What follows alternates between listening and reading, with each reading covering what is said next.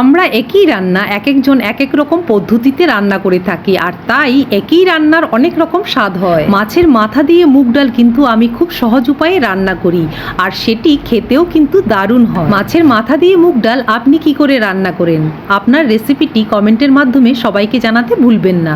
আজ তাহলে আমার সহজ রেসিপিটি একবার দেখে নিন। প্রথমেই মুগ ডালটাকে লাল লাল করে ভেজে ভালো করে ধুয়ে নিয়েছি, তারপর স্বাদ মতো নুন আর পরিমাণ মতো জল দিয়ে প্রেসার কুকারে 2টো সিটি লাগিয়ে নিয়েছি।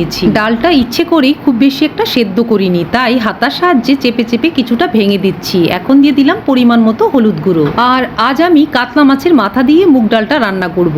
মাছের মাথাটা আগেই কেটে ধুয়ে পরিষ্কার করে রেখেছি। এবার কাতলা মাছের মাথায় আমি পরিমাণ মতো নুন আর হলুদ গুঁড়ো খুব ভালো করে মাখিয়ে নেব। মাছের মাথায় নুন হলুদ খুব ভালো করে মাখানো হয়ে গেছে। এবার কড়াইয়ে দিয়ে দেবো সরষের তেল। তেল গরম হয়ে গেছে, এবার মাছের মাথার টুকরোগুলো একে একে কড়াইয়ে দিয়ে লাল লাল করে ভেজে নেব। এবার লো ফ্লেমে কিছুক্ষণের জন্য ঢেকে দিলাম। এপিট ওপিট খুব ভালো করে ভেজে আমি মাছের মাথার টুকরোগুলোকে এখন নামিয়ে নেব। এবার ওই তেলেই ফোড়নে দিয়ে দিলাম তেজপাতা আর শুকনো লঙ্কা। কখনো কখনো তার সাথে গোটা জিরেও দিয়ে থাকি। তারপর দিয়ে দিলাম একটি মিডিয়াম সাইজের পেঁয়াজ কুচি আর কয়েকটা চেরা কাঁচা লঙ্কা।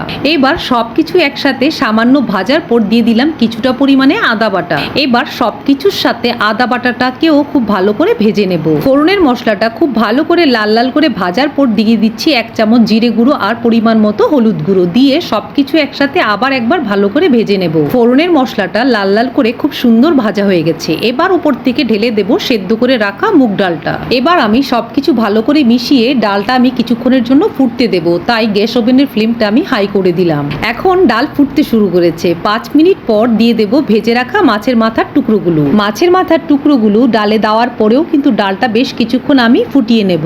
এবার ওপর থেকে ছড়িয়ে দিলাম সামান্য চিনি। এখানে আপনারা চাইলে ঘি, গরম মশলা ও চেরা কাঁচা লঙ্কা যোগ করতে পারেন। আমি একদমই সিম্পল ঘরে বাচ্চাদের জন্য তৈরি করেছি, আর তাই ডালটা কাটা কাটা হয়ে যাওয়ার ভয়ে মাছের মাথাটাও কিন্তু তেমন একটা ভাঙেনি। খুব ভালো করে ফুটিয়ে নিয়েছি। আর মাঝে মাঝে এভাবেও খেয়ে দেখবেন, দারুণ লাগে।